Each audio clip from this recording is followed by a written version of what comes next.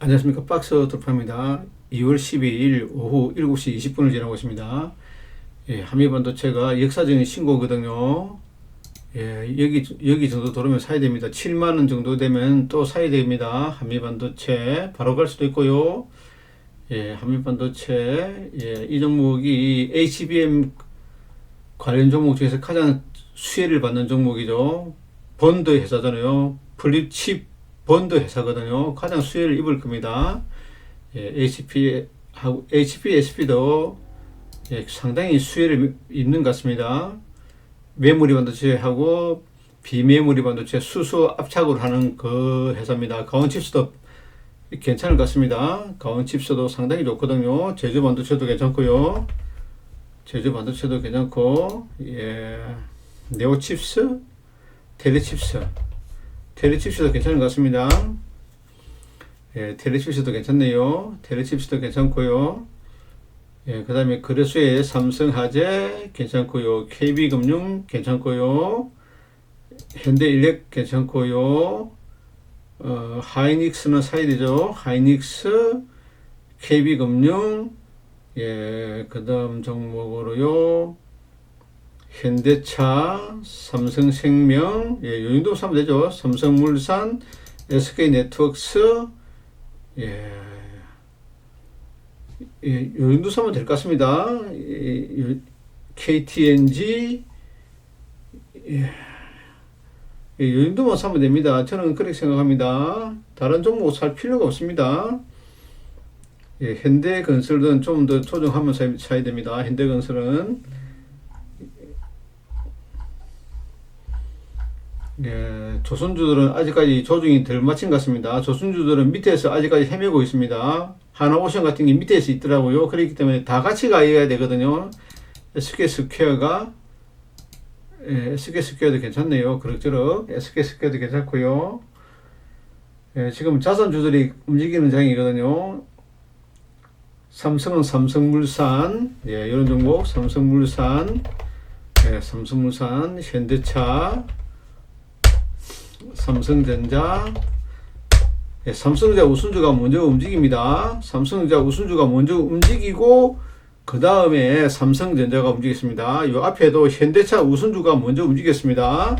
현대차 우비가 먼저 움직이고 난 다음에 현대차가 움직였거든요. 예, 요번에 삼성전자 우선주가 지금 여기 있거든요. 이 자리거든요. 요 자리, 어디가 삼성전자 우선주가 요 자리였습니다. 요 자리였거든요. 요 자리였습니다. 예, 요렇게 봉 하나 떼어주잖아요. 이리 나갈 수 있습니다. 삼성전자가요. 삼성전자가 이렇게 나갈 수 있습니다. 요런 식으로. 이런 식으로 나가면 종합주가지수는 바로 3600까지 갑니다. 예, 이렇게 바로 갑니다. 바로. 예, 선거철이기 때문에 선거철에는 삼성전자가 간다는 속설이 있습니다. 자, 선거철에는 삼성전자가 이끈다. 삼성이 이끈다. 예, 이 말을 알아차려야 됩니다. 예, 삼성전자가 이끕니다. 예, 요 문장은 삼성전자가 이끕니다. 선거철에는 지금요, 요번 설날 때 집에 들어가가지고 전부 다 지식이 있는 사람들은 전부 다 주식이 좋다고 모든 사람들은 다 이야기 다 됐습니다. 예, 지금, 예, 소득세를 갖다가 없애는 법안이 아마 곧 나올 겁니다.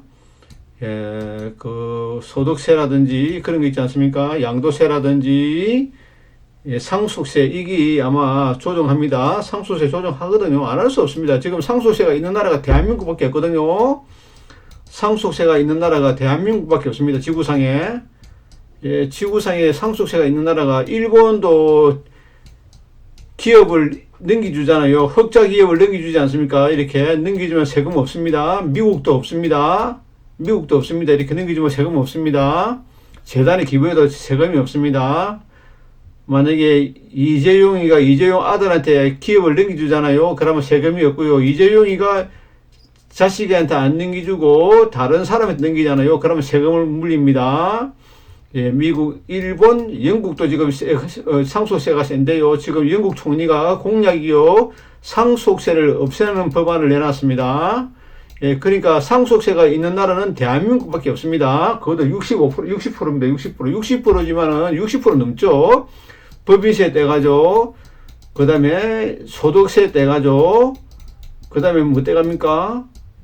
예, 배당세 떼가죠. 그러니까 이게 한 70% 됩니다. 세금이요. 기업들이 벌어들이는 돈을요, 70%를 정부에서 다 빼갑니다. 그러니까 누가 이 주가를 올리겠습니까? 아무도 안 올립니다. 그렇거든요. 상속세를 없앱니다. 증여세도 많이 내리끼고요. 옛날에 79년도에 이 상속세가 그때가 자식한테 넘겨줄 때가 5천만 원이지 않습니까? 20살 때 그때 엄마 아파트가 1억 5천인가 됐습니다. 1억 5천이었거든요. 그때. 예, 그때 1억 5천이었습니다. 1억 5천짜리였고, 그때가 상속세가 5천만 원이었거든요. 거기, 아직까지, 1억 5천이 지금 얼마 됐겠습니까? 20억이 안 됐겠습니까? 20억요? 20억이면 이게 10배 올랐지 않습니까? 10배 올랐지 않습니까? 이거 뭐, 이게 50억이 돼야 됩니다. 50억이요. 최소 40억이 돼야 됩니다. 40억이, 이 집안 비중을 따지잖아요. 요때 가격을 따지면, 요 비율대로 따지면요. 최소 40억을 줘야지 상속세를 내는 그런 비율이 돼야 됩니다. 우리나라 5천만 원이거든요. 자식들한테 넘기는 게요. 이거는 공산주의 국가입니다. 공산주의 국가요. 이거를 반대하는 사람들이 어딘지 압니까? 민주당입니다. 예, 민주당은 나라를 갖다가, 예, 그 다음에 민주당이 또 정책이 뭐냐면요. 제초안이라든지, 제초안이죠, 제초안. 그 다음에 임대주택의 비율이 만약에 땅을 이만큼 짓지 않습니까? 아파트를 짓지 않습니까? 이만큼요. 아파트를 짓지 않습니까? 이렇게. 아파트 짓잖아요. 그러면 아파트를 짓는데, 그걸 갖다가 무조건 임대주택을 10% 줘야 됩니다. 예, 임대주택을 만약에 이 재건축을 하지 않습니까? 이걸요. 옛날에는 5층짜리 건물을 재건축했거든요. 이렇게요. 근데 지금 뭐 20층, 15층이 되잖아요. 그래 되면은 이게 굉장히 높습니다. 이건 5층밖에 안 된다고. 이러면 그래도 어느 정도 임대주택도 조금은 짓면 되는데, 지금 여기서 임대주택을 짓지 않습니까? 이만큼 짓지 않습니까? 임대주택 이만큼 짓어야 됩니다. 이 기부 체납을 해야 됩니다. 그렇기 때문에 이 재건축이 안 됩니다. 지금 재건축이 전부 다 파토가 나왔거든요. 건설비 올라가고요. 지금 경매에 붙고 그렇습니다. 이거를, 예, 나라가 망하기를 바라는, 국민들이 못 살기를 바라는 당이요. 어디 민주당이거든요. 민주당을 요번에 선거 때 찍으면 안 됩니다. 절대로 찍으면 안 됩니다. 예, 저는 저 개인 유튜브이기 때문에 이런 말을 합니다. 저는 관계없다 생각합니다. 저는, 예, 좀 민주당을 갖다가, 왜 민주당을 싫어하냐면요. 시장 경제를 부정하지 않습니까? 시장 경제를, 민주당이 제가 시장 경제를 긍정하면 저는 민주당 편을 듭니다. 그때 김대중 대통령이 할 때가요, 우리나라가 IMF 맞았지 않습니까? 그때 아파트 같은 거 전부 다 풀었습니다. 예, 뭐, 분양권도 지금 보십시오. 분양권을 가지고 있지 않습니까? 분양권 2개 들고 있고요. 집 하나 들고 있으면 집이 3채가 들고 있는 거로 됩니다. 예, 세상에 이런 법이 어딨습니까? 예, 분양권을 하나 팔아버리잖아요. 그러면 50% 세율입니다. 이런 게 어디 있습니까, 세상에. 이 대한민국 지금요, 이 나라가 지금 건설 경기가 좀, 이 나라가 폭망하고 있는데, 이렇게 양도세를 이렇게 취득세를 8% 매기고, 이런 정신 나간 정권이 어디 있습니까? 이 다 민주당에서 만들었지 않습니까? 민주당에서요. 이 민주당을 절대로 찍으면 안 됩니다. 요번에요. 지금 민주당이 지금 아마 저는 요번 선거에서 민주당이 180석 정도를 그렇게 예상하거든요.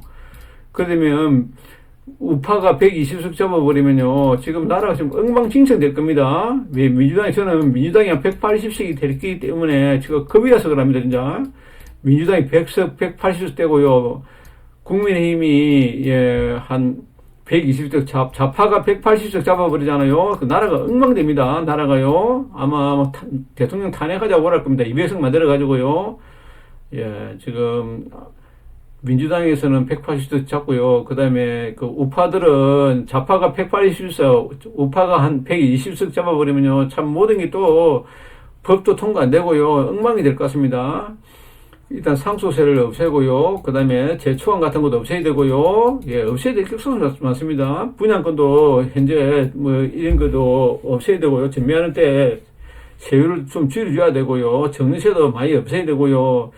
건설 금리도 좀 낮춰야 됩니다. 이 IMF 총재가 들어왔지 않습니까? IMF에서 일하는 한국은행 총재가 왔지 않습니까? 이거는 이 사람들은 IMF 출신자들은요, 대한민국이 망하기를 바랍니다. 대한민국을요. 지금 대한민국을 망하기를 바라고, 집을 가진 사람들은요, 집을 가진 사람들은 민주당을 안 찍습니다. 그렇기 때문에 민주당 표가 안 갑니다.